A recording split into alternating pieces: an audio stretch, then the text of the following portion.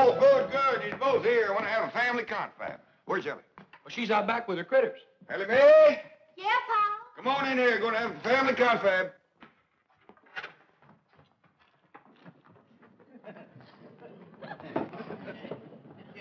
Well, as you all know, poor widow Fenwick and her young'un is coming to spend the day, and we all got lots to do. Fenwick.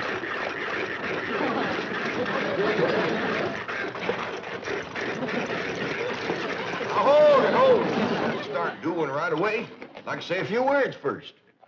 Now, let's commence with the victuals.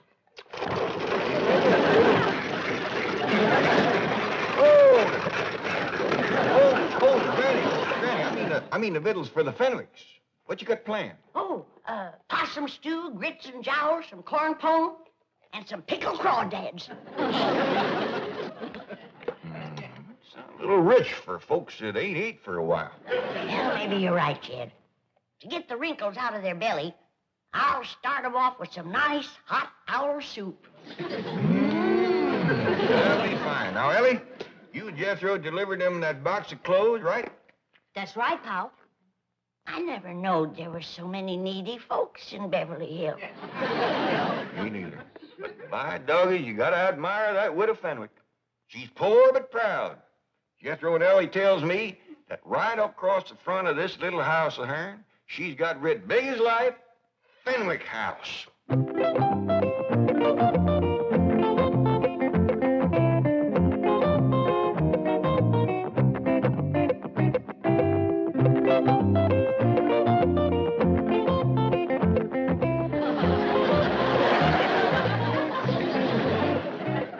Cynthia, I have not refused to visit the Clampetts. It's just that I can't bring myself to wear those dreadful clothes.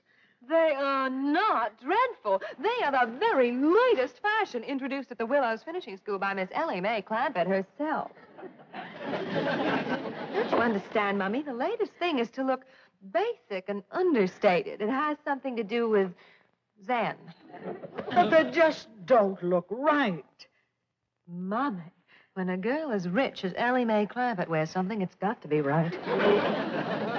Now, come on, let's not be the last millionaires in Beverly Hills to get the new look. The Clampett Look.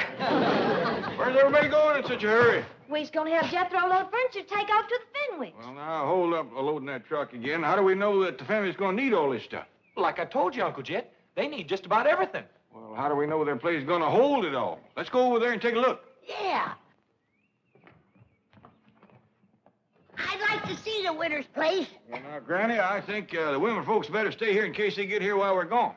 How about you men folks staying? Well, you women folks don't know how to drive the truck. Maybe I can. I ain't never tried. Crank her up, Jethro. Heft your Granny down. We'll be back directly. The widow's liable to be right stove up when she gets here, walking all the way. Don't worry, Jed. One slug of my rheumatism medicine, and she'll be as good as new.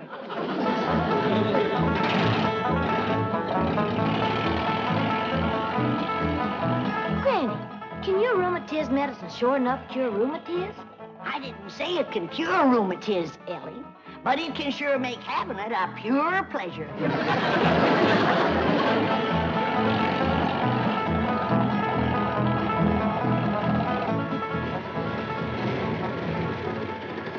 We don't want to embarrass them, Jethro, so if they still at home, we'll right quick drive by. Don't look like nobody's home, Uncle Jet. Well, come on, let's take a look around.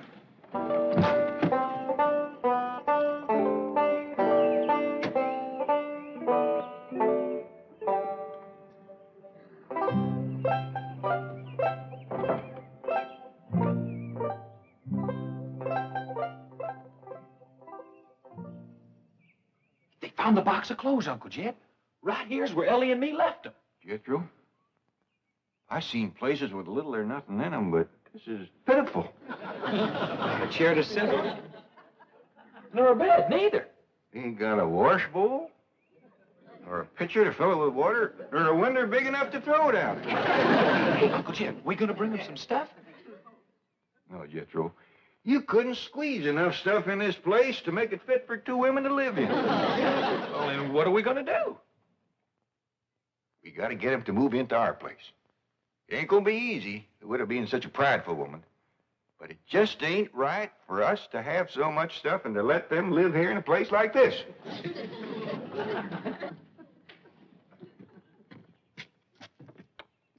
Now, there's something I just can't understand.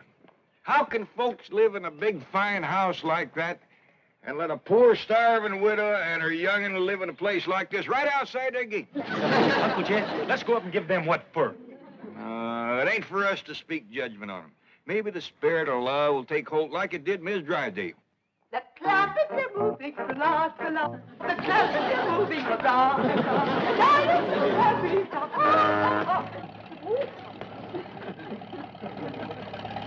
Howdy, Miss Drysdale. Splendid. You came back with another load. Well, now, hold on. We decided not to move these things.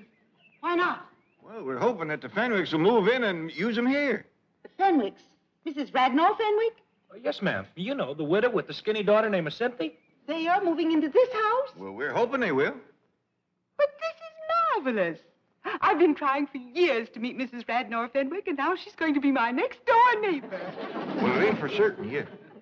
Have you engaged a real estate agent to help you sell them on the place?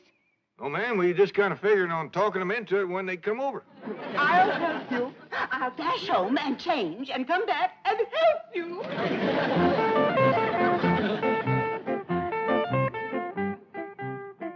You see what I mean, Jethro? The spirit of love has put wings on her feet. I'll say, Uncle Jed. Just look at her go over that hedge.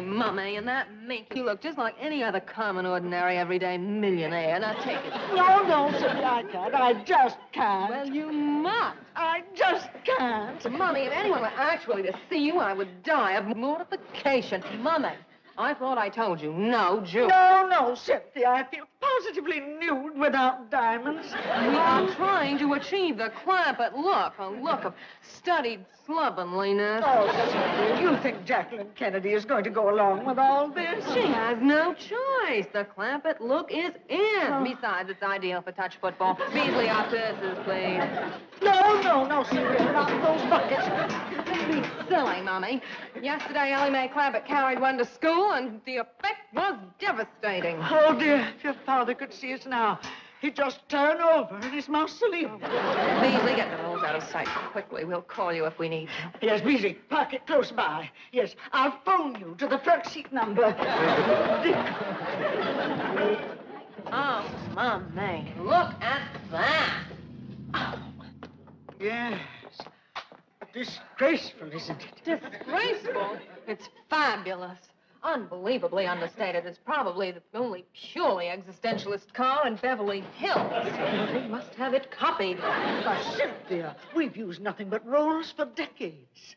Oh, Mommy, this is progress. Don't you understand? Frankly, no. I seem to have lost all sense of values. It's like a nightmare. Well, here, come sit down and pull yourself together before we meet them. Oh, it's just all so confusing. I just know this never could have happened if Coolidge was still in the White House. Pa, don't you want me to set the table in the fancy eating room?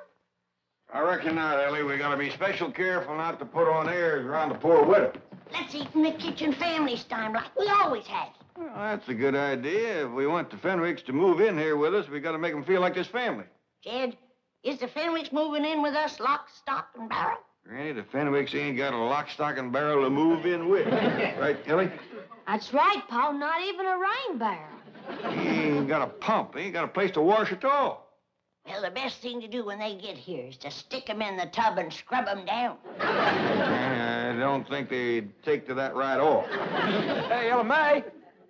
Come on, Elly, let's go swimming.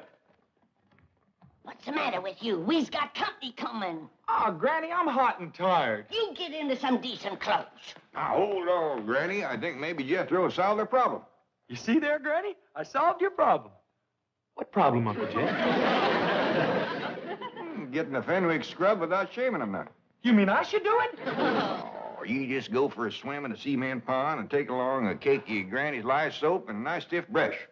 Elly May, when the widow and her young'un get over here, you invite them down to the cement pond for a swim. Okay, Pa? When they get down to the pond, Jethro, you commence the soaping and the scrubbing and the splashing, and they'll get the idea. Dingies, that's a first-rate notion. Well, thank you, Granny.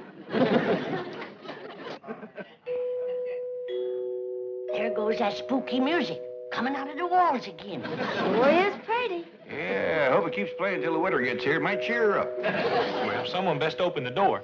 As soon as that music starts to play, someone's going to come knocking at the door. I noticed that. Take a look outside, Elly. And you get your nakedness out of sight. Can't I just Mommy, please, you can do it. Come on, I'll help you. They's coming, but that poor old widow woman can't hardly make it. I'll get my jug. Is they wearing the clothes you bring them? Yeah, Pa, and toting buckets. To carry home leftovers. Lord love 'em. Let's go give 'em a helping hand. Howdy there, Cynthia. This here's my Pa, and I reckon this is your mom. Welcome, welcome. Well, dogged if you ain't plumb tuckered with a Fenwick, but don't you worry. Granny will fix that.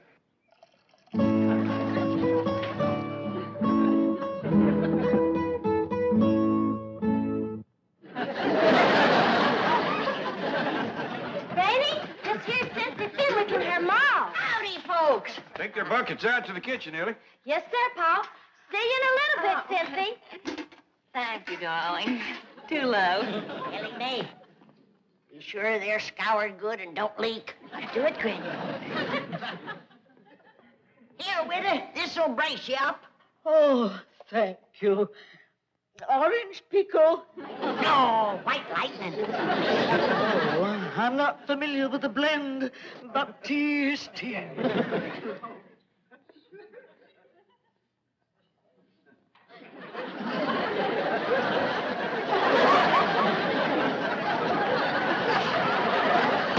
Got her to breathing deep.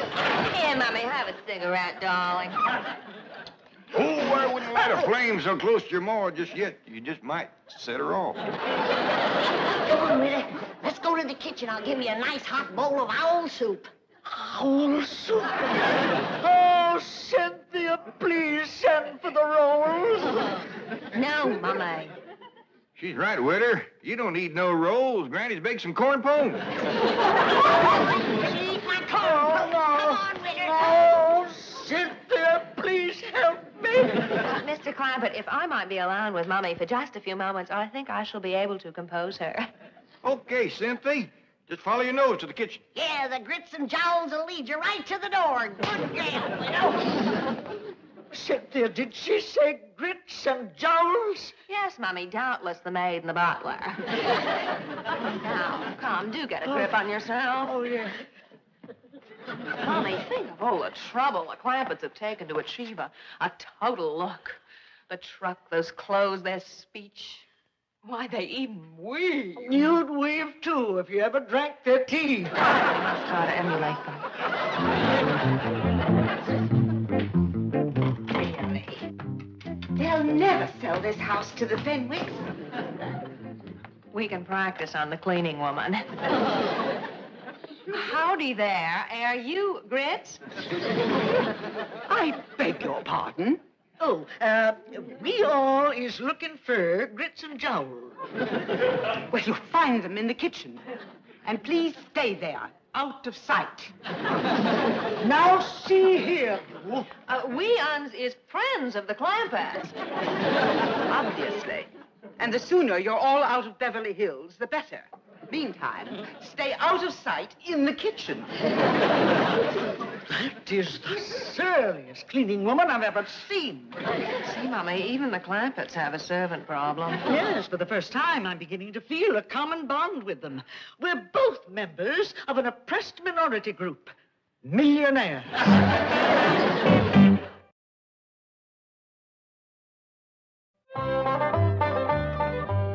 Fenwick sniffed their way to the kitchen yet? Well, not yet, Pa. Should I go and find them? Well, let's have a little confab first. Now, Jethro is getting powerful hungry, paddling around in the cement pond with that brush and soap.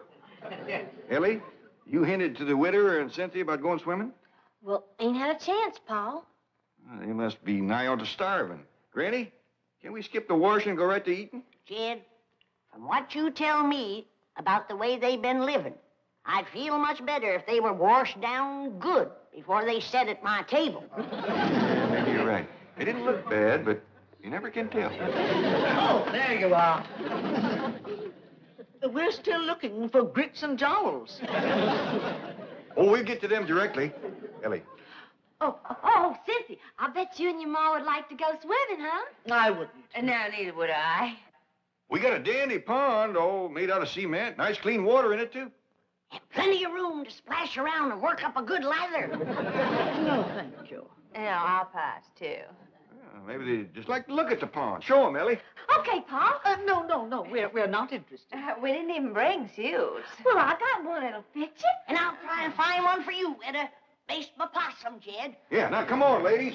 Pond's right out here. Come on, here you go. It's right over there to the right. Peculiar behavior.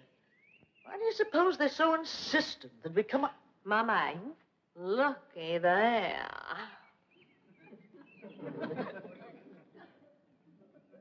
Magnificent. What a specimen of manhood. Who do you suppose he is? Let's find out. Clampett! Oh, Mr. Clampett. Who is that Adonis by the side of the pool? Adonis? That magnificent creature with the rippling biceps. Let's take a look, ma'am. That's why they wanted us to see the pool. They're going to attempt a little matchmaking. Oh, I hope so.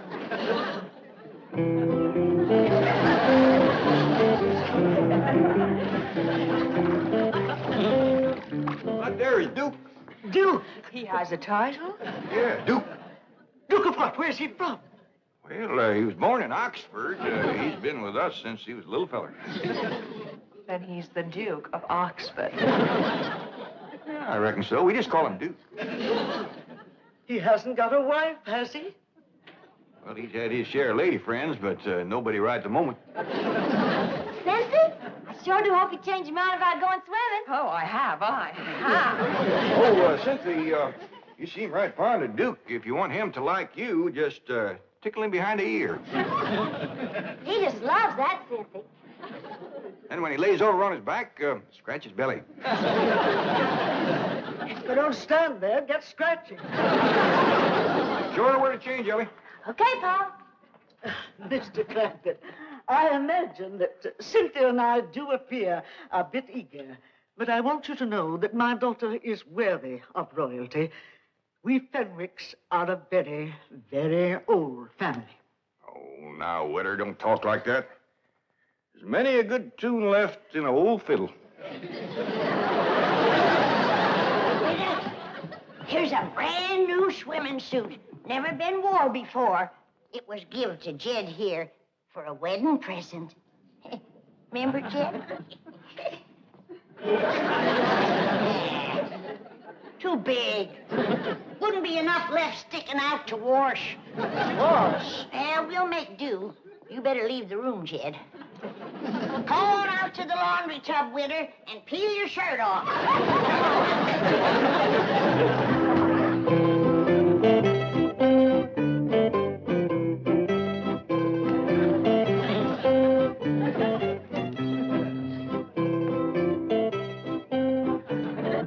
Cut it out, Elly. Oh, excuse me. Howdy, ma'am. Your Grace. Yours, too. Permit me to present myself to you. Well, thank you very kindly, but I don't think my Uncle Jed would let me keep you. Oh, Your Grace. Yours, too. I am Cynthia Fenwick. Oh, hey, is your ma coming? No, we are quite alone. Well, shall we go in the water? No, I'd rather not. Well, then why don't you just sit here and you can watch me? Your Grace. Yours, too.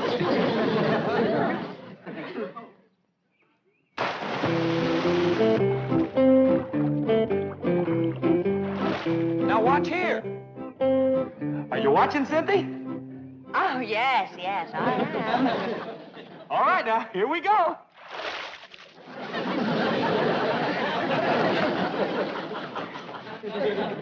You get the idea? Well, it looks as if you are taking a bath. That's all right. Come on in.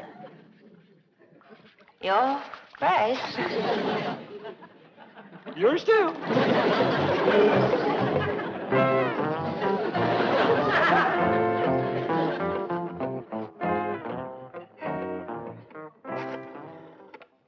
Mobile operator, give me JL 13411. No, make that 12. I want the front seat. I thought I told you to stay out of sight in the kitchen. Now look here. I have taken all the abuse I intend to take in this house. Clampett Look or no Clampett Look. Duke or no Duke. I refuse to... Oh, Beasley! Come quickly, please. Now you get out of here and take that other antique with you. I refuse to take orders from a poorly dressed, ill-mannered, overweight cleaning woman. Why, you loutish hillbilly. I am Mrs. Milburn Drysdale. And what does that mean? It means that I am a pillar of society. You were a pillar. I am cutting you down to a stump. Don't you dare pull a knife on me. The only thing I'm going to pull on you is your head. Yeah, Jethro, Granny said she had trouble scrubbing the witter. How'd you do with the daughter? I tried, Uncle Jed, but that girl ain't washed in so long I couldn't sell her on the idea. Granny said the witter bucked like a mule, too, and then she busted loose and run. Can we eat now? Yeah, Jethro, scoot up the back way and get some clothes on. Hey, you know something, Uncle Jed? That skinny little rascal, all she wanted to do was tickle me behind the ear and scratch my belly. Paul, come quick. Miss Drysdale and the widow Fenwick is having a real cat fight in the front hall. Let me up, you female wrestler. I'll have you drummed out of Beverly Hills. Sylvia Carter, hold her right there. Now I'm going to finish the job. Widow Fenwick. Did you call her Fenwick? I did. Here now, get off that poor starving Miss Fenwick. You all right, witter? You all right? Oh, I have never been less all right in my entire life. Beasley's here. What's the matter? Ask no questions. Just flee for your life. Uncle Jed, can we please eat now? Not being you, Jethro. A fellow named Beasley just grabbed the witter and her young and made off with them. Come on, we got to catch them.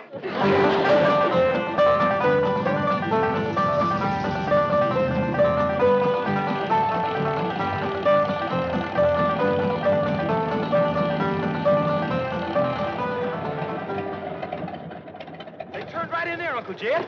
Now the gates are closed. Well, I'll be doggone. That Beasley feller is the one that lives in that big mansion. And he's taking the widow and Cynthia into his house. And bound and scraping to him, too. Uncle Jed, you was right about not speaking judgment on that rich fella. Yeah, looks like the spirit of love sure took a hold of him, all right. Come on, Jethro, let's go home and have some possum.